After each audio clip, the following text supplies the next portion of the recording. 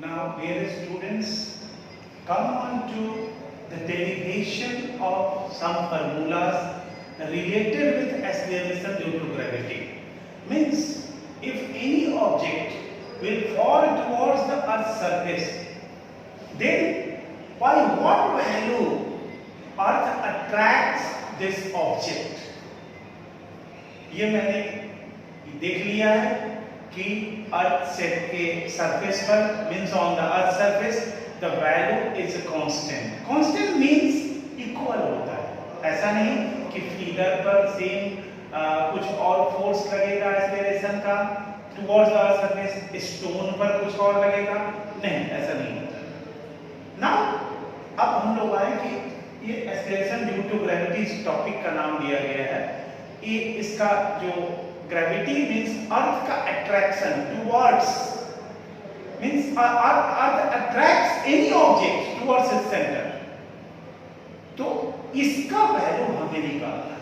इसके लिए जो इंपॉर्टेंट इंग्रेडिएंट्स है उसमें 2-3 लाइन आपको लिखना जरूरी है कि अगर ऑब्जेक्ट्स को फ्रीली गिराइएगा तो उसका स्पीड बढ़ जाएगा, या फिर यूं कहिए कि उसके ऑब्जेक्ट को अगर थ्रो करिएगा अपवर्ड्स तो वैल्यू ये उसकी स्पीड घट जाएगी. And it reaches the highest point, धीरे धीरे उसकी स्पीड घटेगी, हाईएस्ट पॉइंट पर जाकर के फिर वो नीचे की ओर आएगा. एक वो केस हुआ. दूसरा कि अगर किसी बॉल को एट एन एंगल फेंकिएगा मींस प्रोजेक्टाइल मोशन उसको बोलते हैं कि ऐसे किसी स्टोन को थ्रो करना, यानी आप क्रिकेट खेलते हो, जो बॉल आप फेंकते हो वो प्रोजेक्टाइल मोशन में है. तो यहाँ 9 में प्रोजेक्टाइल मोशन नहीं है, लेकिन प्रोजेक्टाइल का ये मीनिंग हुआ कि एक एंगल बनाते हुए, हॉरिजॉन्टल से एक एंगल बनाते हुए आप बॉल को फेंक रहे हो. तो इन सारे सिचुएशन में जब बॉल फ्रीली फॉल कर रहा है, एक वो सिचुएशन, जब बॉल को आप अपवर्ड फेंक रहे हो एक वो सिचुएशन, और बॉल को at an angle some angle surface से जब बनाते हुए फेंक रहे हो एक वो सिचुएशन. इन सभी सिचुएशन में क्या होता है कि बॉल एक्सीलरेट करता है. तो एक्सीलरेट तो करता है, लेकिन अब एक्सीलरेशन का वैल्यू निकालिए. इसके लिए सबसे पहले इतना जानने के बाद एक्सेलरेशन ड्यू टू ग्रेविटी के डेफिनेशन को भी आप जान लीजिए, वो जरूरी है, वो लिखना जरूरी होगा. और वो डेफिनेशन है कि whenever an object moves near the surface of the earth with no other objects pushing or pulling it. ध्यान दीजिए, फिजिक्स में एक बहुत बड़ी चीज होती है. कहीं कहीं देख लीजिए, देख रहे होंगे कांस्टेंट फोर्स, कहीं कहीं आप देख रहे होंगे कि no unbalance force will act on it. ये सारे डिकोरम्स है. ये मींस जब कोई भी ऑब्जेक्ट जो होगा अर्थ सरफेस की ओर आ रहा है तो सिर्फ अर्थ का ही फोर्स उस पर लगना चाहिए, कहता ये है. और इसी से स्टूडेंट कभी कभी कंफ्यूज कर जाते हैं. लेकिन सब कहता है कि नो अदर ऑब्जेक्ट पुशिंग और पुलिंग इट. अर्थ के से अलावा कोई दूसरा ऑब्जेक्ट उस ऑब्जेक्ट को पुश और पुल नहीं कर रहा होगा, तो उस सिचुएशन में it is accelerated and this is caused due to the force of gravity. Means this is caused due to the earth and is called इस acceleration is called due to gravity, यानी acceleration due to gravity. ये definition हो गया. हम लोग definition जान गए, थोड़ी बहुत हम लोग समझ भी गए, ऐसी बात नहीं. अब आइए मेन जो हमारा काम होगा, जो एग्जाम में पूछता भी है, हम लोग उसको निकाले कि एक्सेलरेशन ड्यू टू ग्रेविटी का वैल्यू क्या होगा. एक्चुअली देखिए, फिर मैं आपको याद दिला दूं, स्ट्रेट लाइन पर एक्सेलरेशन जो है इसमें मैं बहुत ज्यादा नहीं टाइम देने वाला हूं, लेकिन मैं आपको हिंट्स कर दे रहा हूं. स्ट्रेट लाइन पर एक्सेलरेशन ये होगा. यहां जो फ्रीली फॉलिंग ऑब्जेक्ट है या अपवर्ड है या एट एन एंगल, जिस सिचुएशन में ऑब्जेक्ट को भेजा जाएगा उससे जो एक्सेलरेशन क्रिएट होगा वो ड्यू टू ग्रेविटी होगा. इसलिए उसको हम लोग स्मॉल जी लिखेंगे. डियर स्टूडेंट्स, ध्यान दीजिएगा, कैपिटल जी नहीं होना चाहिए. कैपिटल जी ग्रेविटेशनल कांस्टेंट है और स्मॉल जी वो एक्सेलरेशन ड्यू टू ग्रेविटी है. मींस एक आर चचेरा भाई है, ये कह सकते हैं, ये आप सोच सकते हैं.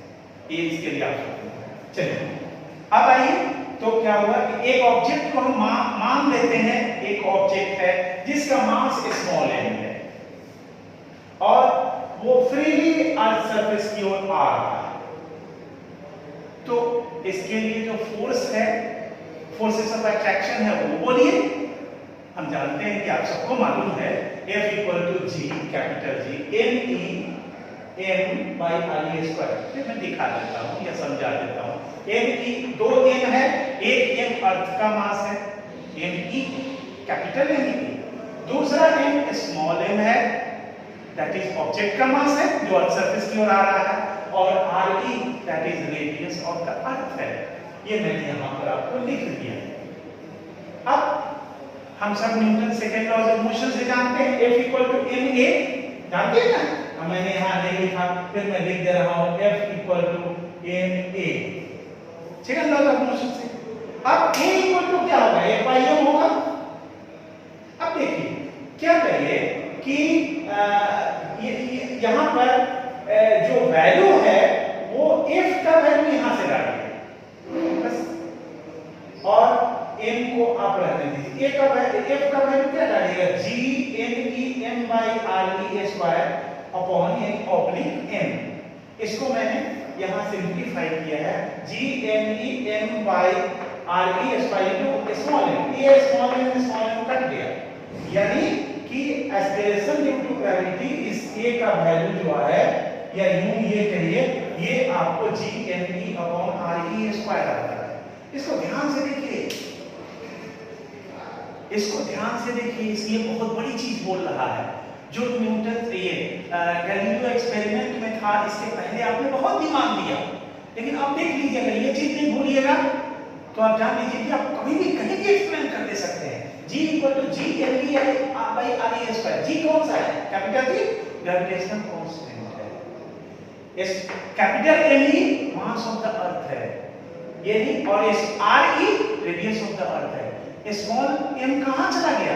कट गया, खत्म हो गया। यानी स्मॉल m से ये पूरा का पूरा जो इक्वेशन हमें मिला वो क्या हो गया? हमें ये वैल्यू जो मिला वो इंडिपेंडेंट हो गया, यानी मास ऑफ द ऑब्जेक्ट से इंडिपेंडेंट हो गया। अब आप जरा पीछे मुड़ के थोड़ा सा सोच लीजिए, इसीलिए कहा जाता है कि भारी ऑब्जेक्ट गिरे या हल्का ऑब्जेक्ट गिरे, इससे कोई फर्क नहीं पड़ता है। अर्थ का जो अट्रैक्शन होगा, यानी अर्थ जिस मैग्नीट्यूड से किसी भी ऑब्जेक्ट को खींचेगा, वो जो होगा वो सेम ही होगा। हाँ, भले उस पर अदर फोर्स, फ्रिक्शन, ये वो बहुत सारा लग सकता है। हम उम्मीद करते हैं कि इस कंक्लूजन को शायद समझ गए होंगे। बहुत इंपॉर्टेंट कंक्लूजन है, जबकि यहाँ लिखना भी नहीं है, जानना, लेकिन समझ लेना है, ओपन नहीं करना है फिजिक्स में। अब आइए हम लोग क्या करें, यहाँ लिखा हुआ है this acceleration does not depend on mass of the object. तो कोई भारी ऑब्जेक्ट गिरे या हल्का ऑब्जेक्ट गिरे, क्या फर्क पड़ता है? हम लोग अब तक पढ़े जा रहे थे कि भारी ऑब्जेक्ट गिरेगा पहले अर्थ पर चला आएगा, ये ऐसा कुछ नहीं है। इसका मतलब क्या हुआ कि अर्थ उसको पहले खींच लेगी? नहीं, श्योरली नॉट, ऐसा नहीं।